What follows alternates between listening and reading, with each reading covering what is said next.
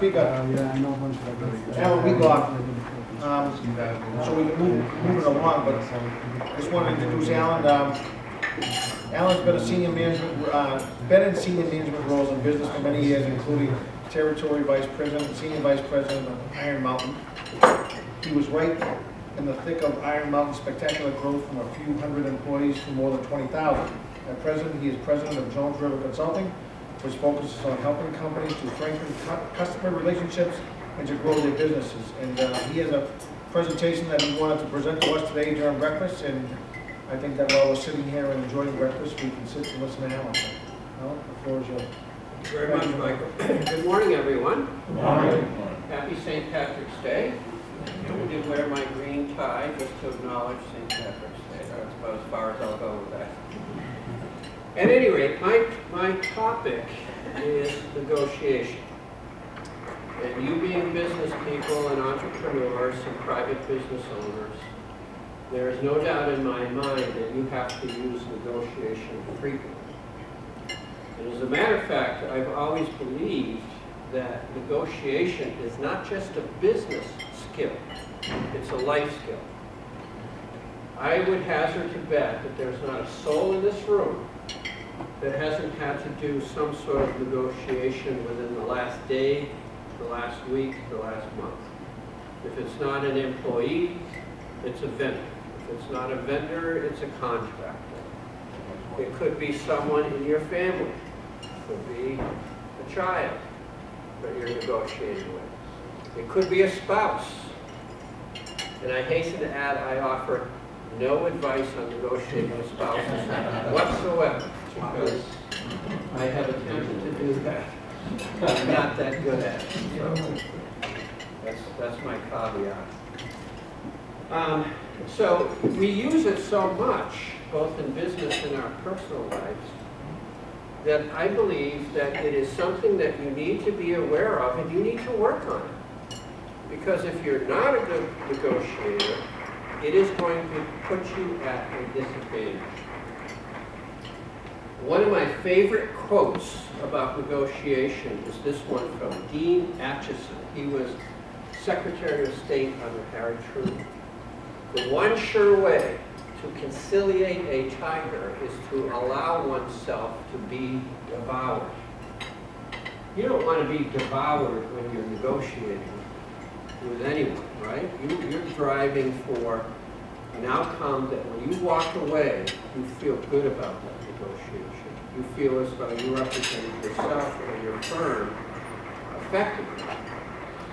And I was blessed working for Iron Mountain for all those years to just be immersed in negotiation. I negotiated many contracts that were ranged in size from modest up to $20 million a year with 5-year renewals. So in many cases, those negotiations were intense. The negotiators on the other side of the table were quite talented. They typically were aggressive, very smart, and you learn a lot. You make a lot of mistakes, but you learn a lot in an intense negotiation environment like that. And over time, I learned to love it. I got a real sense of personal satisfaction out of learning how to do it effectively. One of the things that I noticed, I negotiated with everybody: insurance companies, banks, law firms, hospitals, retail, pharmaceutical organizations. All these different industries, very different priorities, right? Very different business models. But you know what I started to notice? Even though it was all these different industries, the same characters kept showing up on the other side of the table over and over again. And I thought, wow, these people have a very distinct style. And there's only a certain number of negotiating styles. Because I just kept seeing it repeated. And that, after a while, then I realized I'm going to have to adapt a little bit differently to each negotiating style that I see, that I meet on the other side of the table. Which leads me to my other favorite quote that relates to negotiation, which is from the military. Improvise, adapt, and overcome. That captures the essence of good negotiation, right? You're improvising, you're adapting as you go along, and maybe you're not trying to overcome, but you're trying to drive the kind of results that you are looking for. So these styles that I kept seeing were so pronounced, I started to, in my own head, I started to give them names. And here are the names I came up with. And as I go through these styles, think about the people you have negotiated with, whether in your personal life or your business life. And think about the people you have met, and also think about yourself. What's your personal style? The first one I call the skeptic. I'll explain what that means. It's a very, very common style of negotiation. The aggressor. That's one of the most common styles. In fact, a lot of people seem to believe that's the only way to negotiate. And I'll bet there's a lot of people sitting here very quietly today and pretending to be very nice who are very aggressive negotiators, right? No doubt about it. The litigator. The statistician. You will hear me say that if you want to learn how to negotiate well, remember that style, the statistician, that's the style that you want to emulate. That's the style you want to learn. The apologist, one of my absolute least favorite styles. And finally, what I refer to not very nicely as the corporate sloth. And these 6 styles, I can tell you, you will see repeated over and over again, no matter what industry you're in. First one, skeptic. What are the characteristics of a skeptic? How do you know when you're facing a skeptic on the other side of the table? These are their characteristics. They try to create leverage by running you down. They will express a lot of skepticism about, are you committed to my account? We're not sure, based on your service quality, that you really care about us. We're really skeptical about your pricing. They will throw all kinds of things at you during the negotiations to try to undermine your confidence. And they will try to make you defensive. And another key thing on any negotiation, strive not to become defensive. That's a very slippery slope. As soon as you become defensive, a good negotiator is going to run right over you. Good example of this style, I was once negotiating with a very large bank. It was about a $10 million a year contract, 5-year renewal. It was worth $50 million. Just me with about 5 bankers. And as soon as we started, they started to deploy a skeptical strategy. They said, you know what, Alan, we absolutely are convinced that you are offering better pricing to people who are smaller than we are. We just know it. And we're not signing this thing until you tell us that that's not true. That's a really skeptical approach to negotiation. So when you see this style, how do you adapt? Easy to say, can be hard to do, but the first thing is you do not buy in to the skepticism. You learn how to stand up for yourself, stand up for your position, stand up for your firm if you're negotiating on behalf of your company. Strive, as hard as it can be, strive not to get defensive. And go into these meetings prepared to deflect that skepticism. Here's some simple things you can do. Try to figure out where they're going to go. Are they going to go after service quality? Are they going to go after pricing? Think about it before the meeting and be prepared to deflect that stuff. Have data that will deflect it. With these bankers, Alan, we know you are giving better pricing to smaller people. They were very aggressive in that. So when that came up, I said, well, that's true.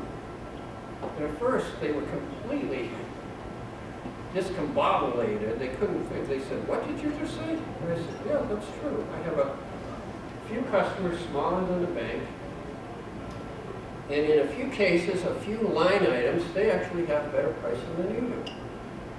And they said, "Well, how can that be? We're one of your biggest customers." I said, "Simple.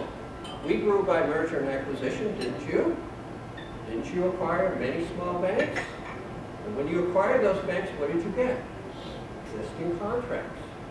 Those contracts had pricing that don't make any sense, did they, from your point of view? Same experience for us.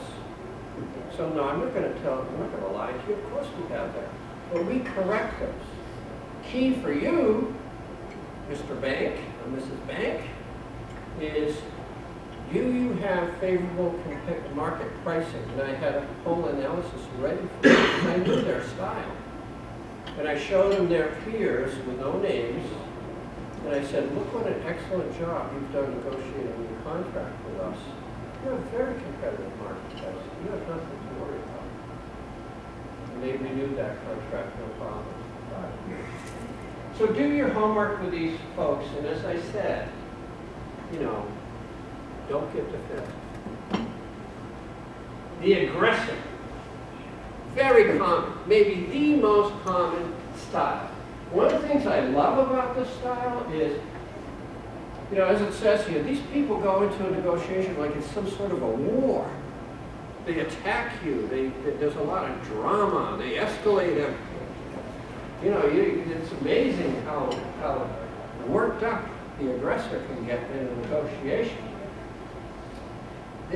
The reason I think it's such a great style to learn how to adapt to is because if you can do this, you're probably a good negotiator, right? If you can handle this. So think of it as a personal challenge. Learn how to deal with this type of negotiating, which is so common. I once started negotiations with a very large, prestigious Boston law firm. Again, big contract renewal. I'm sitting in one of their conference rooms on the 30th floor of some building in Boston. Marble, mahogany, sweeping view of Boston Harbor, you know, type deal. Sitting there innocently by myself, the conference room door flies open. The executive director comes storming in, and she walks up to me and says, "Mr. Wheelock, I demand to know why you've been hosing this firm for the last 5 years." Slams the door. It was not a great opening to a negotiation, right? And she didn't actually use the word hosing either. You know, she was aggressive. Very, very aggressive. So when you see a style like that, what's the advice? How do you adapt effectively to it? Again, easy to say, hard to do, but try not to be intimidated. And through practice, you can learn that. You can develop a thicker skin, and you can avoid being intimidated. But the key thing with this style is, again, do your thinking before you go in there. If you know your negotiators, you should know their style, or at least have a sense for their style. Try to figure out where are they going to go. Are they going to come after me on service? Are they going to come after me on price? Are they going to come after me because they don't like the person who I'm sending in here to manage the account? What are they going to come at me for? And be prepared to handle it. And a really effective way to win over an aggressive negotiator is strive for a win-win. So you need to be firm, consistent, unruffled, and take control of the meeting early on. So let's say you know they're coming after you for price. A really effective thing to say is before they start ranting and raving, say, by the way, a top agenda item for me today is price. Let's talk about that. I'm fully prepared to talk about that. Okay, so you start diffusing the things that they're going to throw at you because you've anticipated if you're going to diffuse them. And try to take control and maintain control of the meeting. And a key thing with the aggressive is they may push you so hard that you may have to be prepared to walk away. Who wants to lose business? You don't want to lose business. But if they're so aggressive, you have to be prepared to draw that line and say, you know what, business isn't working.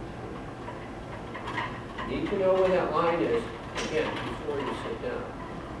Funny thing about negotiators, many times they'll push you until you finally say, I don't think I want the business, and then they think, aha, I got it. That now they've given me their best price. The litigator.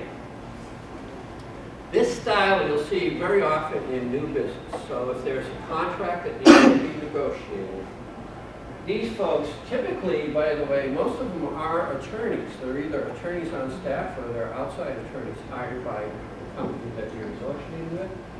But they love the legalese. You know, you sit down with the litigator, all they want to talk about is limitation of liability, indemnification, confidentiality, security, all that stuff. All that business legalese, right? Contract legalese. And they're paid to really make sure that they manage risk and liability for their employer as well as they can. So how do you adapt when you sit down with a litigator? What you really need to do here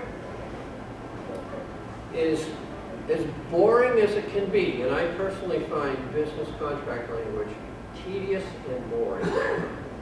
But if you're going to be a good negotiator in contracts, you have to know it. If you learn it, as soon as you sit down with these folks, they sense that you know what you're talking about.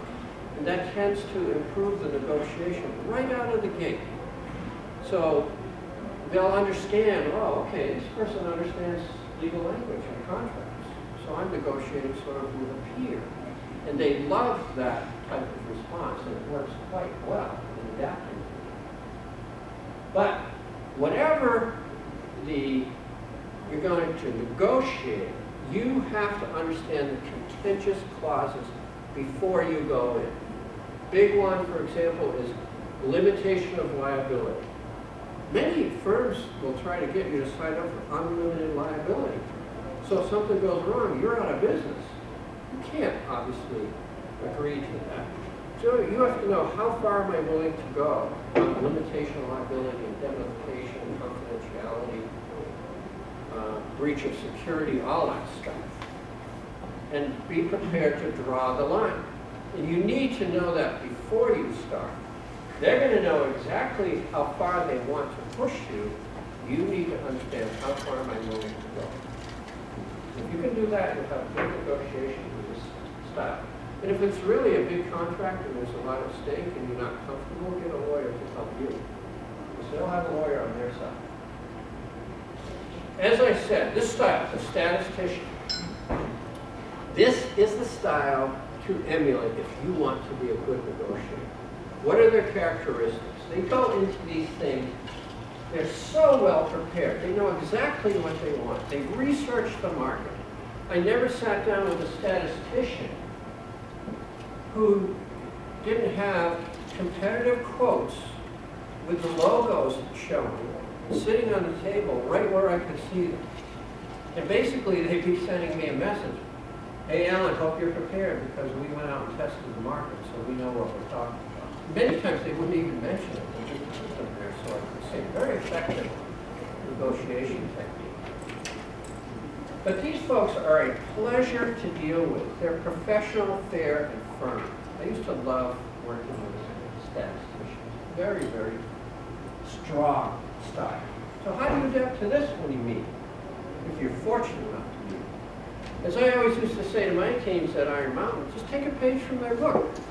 I used to teach my managers, if you go into a negotiation with a statistician and you are as well prepared or better prepared than they are, you're going to have a great session. It's going to be very productive, and it's going to go quickly and efficiently. You know, and be precise, respect the style. They want documentation. They want you to be on time. They want you to be clear. They want you to be fair. They'll understand if you won't go to where they want you to go in pricing because they've researched the market. They'll have a sense for what you're going to perceive as fair versus unfair. And because to deal with these people takes a lot of work, I always recommend go for a multi-year deal. They put in a lot of work, you put in a lot of work, why not go for a multi-year deal? You've done all the work. Take advantage of that. The apologist. This is one of my least favorite styles, and unfortunately it is common. What are their characteristics? They invoke the mysterious they. You know how your whole life, someone, an employee, a child, a relative, will say, oh yeah, I want to do that. I don't really want to do that, but that's what they told me to do. Yeah, I have to do that next week because that's what they want me to do. I mean, how many people use that? When I used to hear that from one of my employees, I would stop everything in its tracks and I'd say, what did you say? Who's they? Look, guys, there is no they. I mean, if you know someone named they who's telling you what to do, please introduce me. They sound very powerful. I want to meet these people. And I try to explain to the employee, there's no they. We're all in this together. Don't act like someone pulling your strings. But the apologist will say things like, oh, we wish we could help you. It's out of my control, out of my hands. You know, my boss has said it's take it or leave it. I'm just doing what I'm told. Sorry about that. We love you guys. I mean, you ever meet negotiators like this? To adapt to the apologist, and this is kind of a cool one because, again, this is where your interpersonal skills can really come into play. You have to get around these people. They're not the decision maker. So you have to get around the apologist and go to the decision maker. But you have to do that with some finesse. You do not want to alienate them. You don't want to upset them. You don't want them to get defensive. So if you can do that, you find ways to get around them and get the true decision maker involved, then you're going to get the work done. So, you know, my recommendation is don't even start negotiating with the apologist. Wait till the decision maker. Tell them that you want to get the decision maker in the room and you'll all work on it together. An effective technique can be you get the decision maker there and you give the apologist some, quote, cut. You tell their boss, oh, they've done a great job managing the account. You know, we're really anxious to renew this piece of business or close this piece of business. You know, you try to make the apologist feel comfortable so they're not threatened. That can be hard to do, but with a lot of practice, you'll get quite good. And they won't feel threatened, and you can work together with the decision maker and get the thing done. Last style I refer to as a corporate sloth. That's not a very nice term. But I noticed in the last 5 or 6 years, this style has started to become really common. Really common.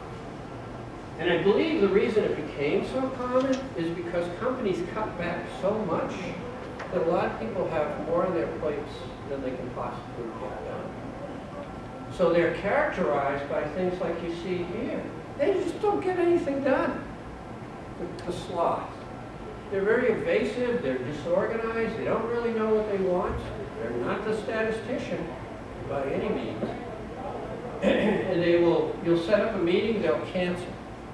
You'll set up a meeting, say by phone, and you can hear them typing in the background. They're not even paying attention to what you're trying to get done. That's the corporate sloth. And the thing will drag on. I had negotiations that should have taken 3 weeks. They'd go all the way to 3 months, 6 months. I had some drag out to a year. It's absurd.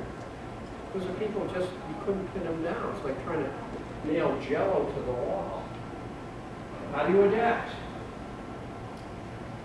Best technique here is kind of weird, You actually pick up some of their work. You drive the process as though they were working for you instead of you as a vendor working for them. You can do the market research. You schedule the meetings. Use your technology. Use Outlook or Google, whatever you've got, and set those meetings. Put them right into their calendar. Call them the day before. Remind them. Hold them accountable. Strangely enough, the corporate sloth usually reacts to those techniques with relief. They'll say, oh good, you're going to manage this because I don't have the time. And as long as you do the research and you can prove it to them, look, you got a good deal, here's some market research. They'll feel comfortable signing off on whatever it is you're trying to accomplish. That is the only effective way that I've found to manage this very disorganized negotiating stuff. You've got to drive the process for them. So those are the 6 styles. Those are the adaptations to the 6 styles. So when you get to the end, how do you know you did a good job? Here's what I believe are the characteristics of a good negotiation. Think about the last few negotiations you've done and see if they match up with these characteristics. Throughout the process, you should never have gotten defensive, as I said. And with practice, you won't. You'll develop a thicker skin. You should always tell the truth. Some of my colleagues in business, and I have a lot of high-level friends out there in corporate America, they don't believe that. Their philosophy is, always tell them the truth. Don't ever tell them the truth. Don't tell your customers the truth. I vehemently do not believe it. You always tell the truth. Even if it's to your disadvantage. You'll make out a lot better over the long run. Like I've said over and over again, always be very well prepared. Negotiation is serious stuff. Business negotiation, or even family negotiation is very serious stuff. You go into that having thought a lot and prepared a lot. As I said, know your bottom line. Don't make a heavy-duty decision sitting there getting a little panicky and thinking, wow, they just gave me their bottom line. Do I want to do it or not? You don't want to do that while you're sitting there.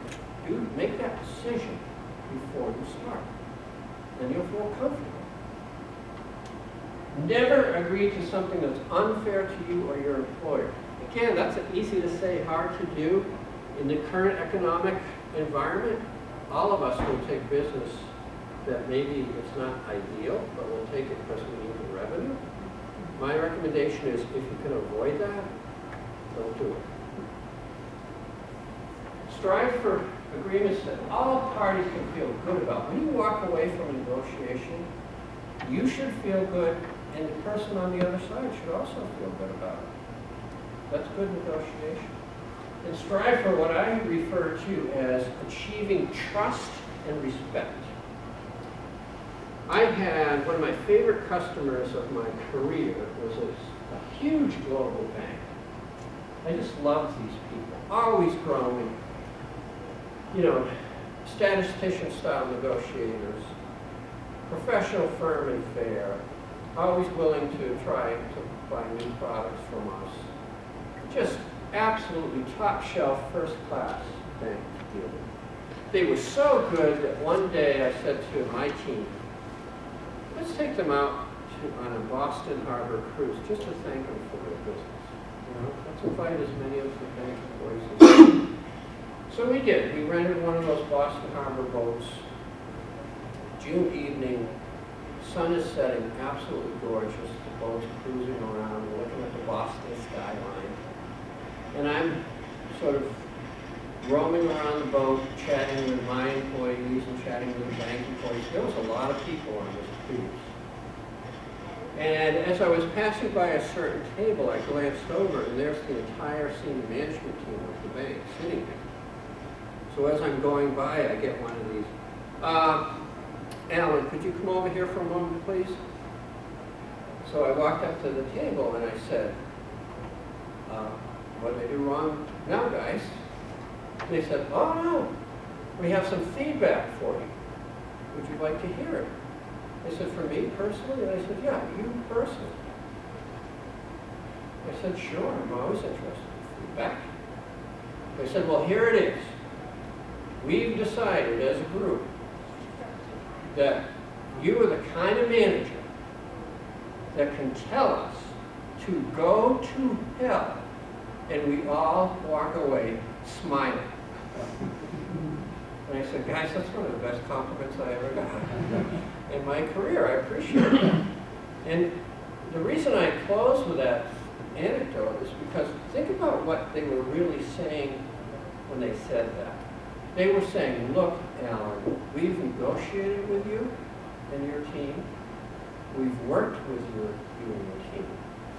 We sense that you trust and respect us, and we in turn trust and respect you. And I think that if you can achieve that through negotiation and through your business relationships, you've really done an excellent job. So thank you very much. I appreciate it. Any questions? Any questions from your personal experience? Sure. Well, when you're doing this competitor research and Yes. you identify maybe that your prices aren't in line, what's your first step in mitigating that? And you said always being truthful, so obviously you probably wouldn't lead with that information, but how do you adjust your approach? Great question. I was fortunate in my career in that I had some excellent financial analysts that I could draw on. So Iron Mountain over the years became increasingly sophisticated about our cost structure, what good looked like in terms of pricing, and we had a fairly complicated price sheet. So we would do an analysis where, and any business you could do it with an Excel spreadsheet, where you just model the thing, and you say, okay, if I go in at this, and I multiply that times a full year's revenue, what's the bottom line going to be for me? So scenario A, scenario B, lower. What's the bottom line going to be? Scenario C. And then you can also do an adjustment of the mixes and matches. I was in office supply distribution for a while before I was with Iron Mountain. And our technique would be, we would heavily analyze or project the customer's purchasing patterns. And we thought, well, if they buy a small amount of item X, we can afford to offer a really competitive price on that because it's not going to hurt us that much. Versus a real commodity, we knew we could only go so far. So the key is do all that analysis, that spreadsheeting, and all that modeling, so that when you sit down, you're very comfortable. You know right where you're going to go. You never start at the bottom, obviously, in any negotiation. You start someplace that you feel is fair, based on their growth, based on what the competition is doing, based on what the market tells you. And then if you have to, you go all the way to that bottom line that you're carrying around in your head. And it's, as I said, so many times, so many of these negotiators, they're waiting for you to send a signal that that's it. If they value the relationship, they will not let you walk away. They do that because they're thinking, I'm not going to feel comfortable until they really squawk. Then I know I got it. Yes, sir. Sure. How many years have you been doing this? And have you done any municipalities? I have. I've negotiated with the Commonwealth of Massachusetts and the federal government of the United States. I've been doing it about some shape and form of negotiation for at least 30 years. My Iron Mountain career was 20 years long, and I started right at the beginning of my career with smaller accounts. But eventually the company was giving me some of our largest relationships to negotiate. So I'm thinking probably what you're thinking. It really takes a lot of experience to get kind of smooth and polished at this. But if you're thinking, if you make it a personal goal that you want to become a better negotiator, you'll find ample opportunity to try it. You can try it in your personal life, you can try it in a small transaction. Just try it. And the more you practice it, the better you'll get at it. But in dealing with municipalities, either local, state, or federal, many times those bids or those pieces of business are controlled by bureaucracy process. Surprisingly, they sometimes have more flexibility than they let on that they do. They have more, they can go within a certain range and make a decision as to whether or not to award you a piece of business. But the best answer to winning those pieces of business is either you teach yourself how to deal with these municipalities or you employ someone who knows them well. You see, you're right, it's a very different type of negotiation. It's much more, I guess I would use the word predetermined, you know, because they know this is what we've been told we've got to deal with. So we're going to find a vendor that can match these requirements. But yeah, either learn it yourself or employ someone who knows it. At Iron Mountain, we actually developed specialists in government services. We call them Government Services Division. And we hired people, a lot of former government employees, just to teach us how to do it effectively. Any other questions? One thing I would mention, I get a lot of requests. I do these presentations a lot. And a lot of people will see these things and they'll say, oh, Alan, can we have a copy of your slides? And I have no problem sharing my materials at all. But what I did in response to that, that is a huge file. If you try to email that, you don't want that cluttering up your email box. But what I do have is I took all this material and I summarized it in a very simple little chart. The styles, the adaptations, and some advice. And if you're interested in getting that, just give me your card and I'll be happy to send it out to you. Okay? Thank you. Thank you all. We have all information in the office, and if anybody is interested in having them come and speak to a specific business or your own businesses on a private session for your employees, contact us, and we will get in touch with Alan, and we will set it up. We'll help you, cut through the lines and get it done for you. Thank you. We appreciate it. Oh, my pleasure. Thank you. Nice meeting you all. Thank you.